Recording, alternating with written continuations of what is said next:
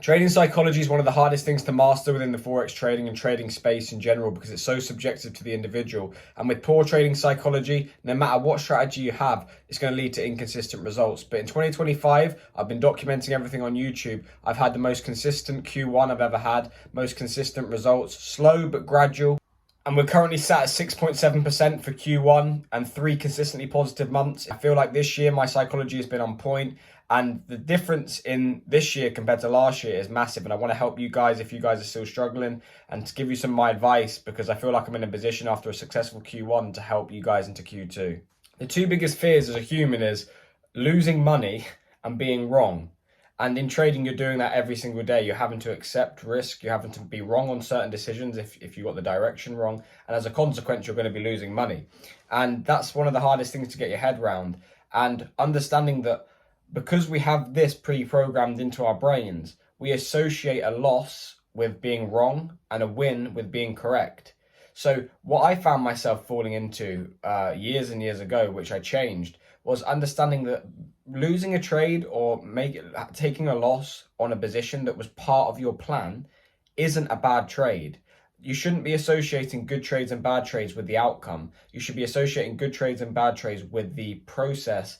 Did you follow your process correctly? Did you take the exact trade that you know has a long-term edge? And when you change your mindset and you focus on being process-driven rather than outcome-driven, it allows it to be a lot more of a stress-free environment, because if you're focused on solely the outcome, you can't control the outcome in trading. Any trader that has a profitable strategy can't control the individual outcome on a singular position. It's impossible. All you can do is do your watch list, do your forecasting, and prepare for the execution of the position, which is the process. And then you have to allow and trust that you have the edge, you have the data, you understand what you're doing enough to allow the edge to play out. There's always a risk, but when you're wrong, you manage your risk, and when you're correct, you allow good risk reward to pay for your losing periods. And also you've done the work, you've got the back tested data, you've been trading it for years, and you know that long term, if I stick with this system, I'm going to be up.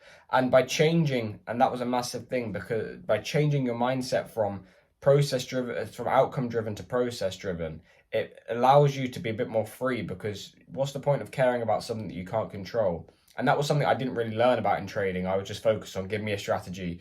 I want to learn the information. As soon as I have a strategy, I'll start making money. But I didn't think about how focusing on executing the plan, despite the outcome. If you took your trade that was exactly part of your plan that you know has an edge, and you lose 3 in a row, you can't be upset with that. What you should be upset about is if you take a winning position that was nothing to do with your plan. Because if you take that same winning position that you just got lucky on 20 times, you're going to be down on your account, as opposed to taking the trade that you lost that's part of your plan. You should be happy with that, because you know if you keep taking that trade, you should be, if you have an edge, should be in a positive RR long term. So that was a massive turning point for me in thinking about, okay, I don't care about how this trade plays out. And I mentioned it in some of the videos, the Road to a Million and Forex Funding series that I've been documenting on here. I've been saying a lot of the time, if this is part of my plan, tick, tick, tick, everything's perfect. If this loses, it loses, nothing I can do. But I know if I keep taking these same trades over the long term, I'll be up, and that's what's happened in Q1. Again, 6.7% isn't an amazing result, but if you look at some other people, if you can consistently get 6.7% return, you're going to be in a good position throughout the end of the year. It's only Q1. If you can repeat that over the year, you're going to be in a good percentage return annually. So focus on the process, not the outcome, is massively important and game changing.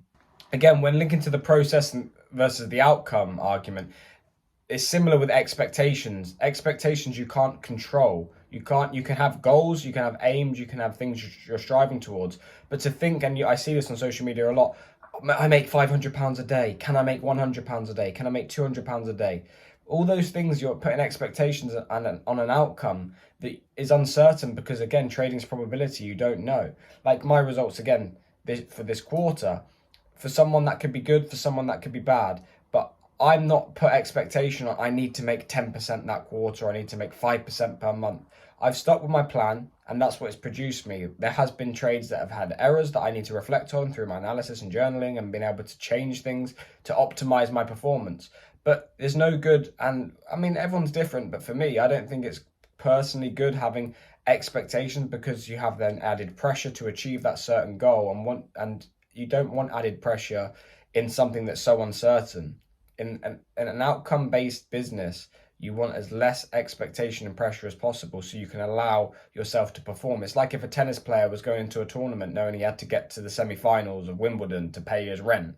He's going to have so much pressure going forward because he's like, oh my God, I've got to get to the semi-finals. If I lose this match, if whatever, he can't allow his tennis to play out, to just focus on his game.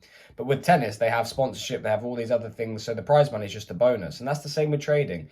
Sometimes if you have other income and you're not solely reliant on the money that you make from trading, it allows it to be less stressful and allows you to have less pressure.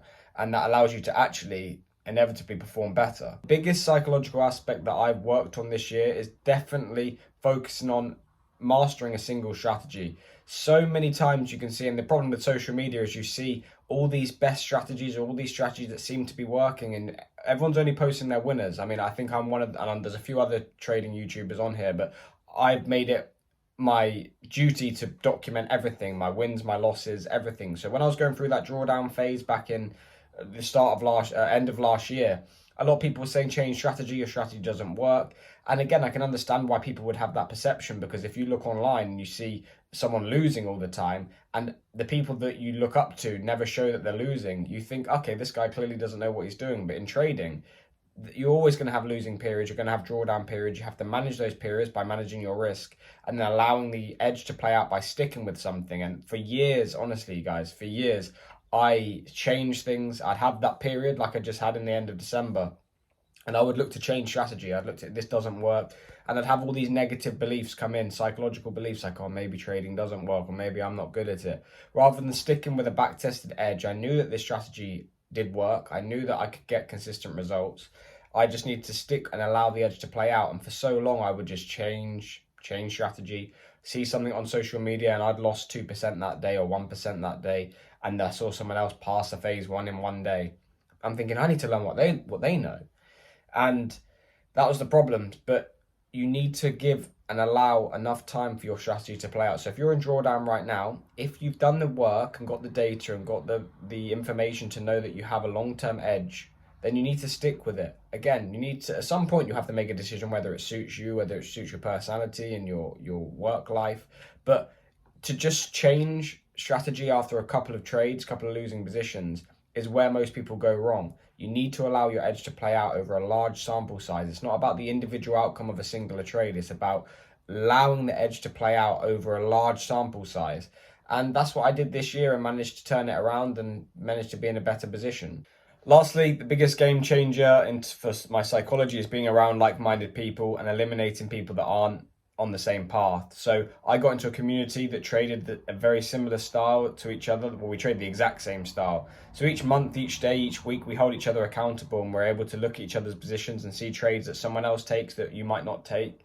And when there's times where we all take the exact same trades, but fundamentally we all traded a very similar mechanical style. And I think that's important, because if you're around lots of people that trade different styles, there's nothing wrong with people trading differently, because there's millions of ways to make money in the markets. But you want to be around a group of people that firstly your strategy has an edge, and secondly, all are trading a similar style. So each week and each day that we're looking at the markets, I know on my watch list there's going to be other people that have the exact same thing on watch. There's obviously individual styles. People are more aggressive with entries and people are less aggressive with entries. But overall, being around that like-minded people that not only trade the same strategy as you, but also want the same goals as you and on the same path as you is massively important. Because I've had periods of time in my life where I've had people around me that just do not understand anything I'm doing, and all they're doing is making it harder for you to achieve where you want your goals and where you want to be. Because if you're sat here trying to trade and you're having a bad week, and then you have someone else telling you, oh, how's it gone this week, and being negative about it, and you're sat there going like, oh, it's been a difficult week, and they're like, yep, see, told you trading doesn't work. Like, you don't want those people around you. And the community I'm in, and it doesn't have to be the community I'm in, but you can be in any community you want. But if you need to learn from professional people that not only strategy, but also the psychological things that they can teach you, and being around like-minded people, it massively helps, and it gives you a sense of purpose. I don't know if some of you guys agree, but sometimes when you're at home trading or you're at whatever, there isn't, your purpose is to make money and to make good returns, but a lot of the time, if you're doing it by yourself, it can be very lonely. Like, there's no one else I know in real life that actually trades, really. There's literally no one.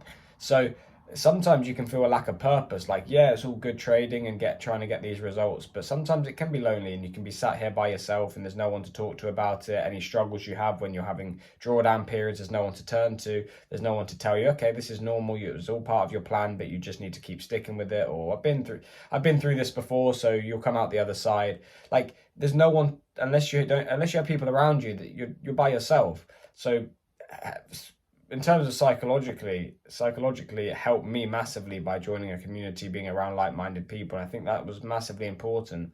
Like, the first year I started trading, I didn't trade with a community. I just learned on YouTube. And as much as that was good, being around in live webinars, communicating with a group of people that are on the same mission as you in whatever industry, obviously our case and probably your case is trading, but by being around those people, it's going to push you towards your goals and it's going to make you feel a sense of purpose and a sense of community, which you need. So yeah, if you guys got value from this video, I hope you did. Please like, comment, and subscribe. We're trying to grow, trying to get to 5k subscribers. We're about 100 off. We're getting close, so I'd appreciate it. And yeah, I appreciate the support. If you want to watch any of the other videos, my Road to $1 Million in Forex Funding series, I've been documenting that. I will continue to document that. Obviously, Q1 was not too bad. Hopefully, Q2 is better, and I'll be showing everything. If I win, if I lose, any lessons I learn, I'll be showing it all on this channel. So yeah, I appreciate each and every single one of you that supports my journey. And yeah, I'll see you in the next video. Appreciate you guys.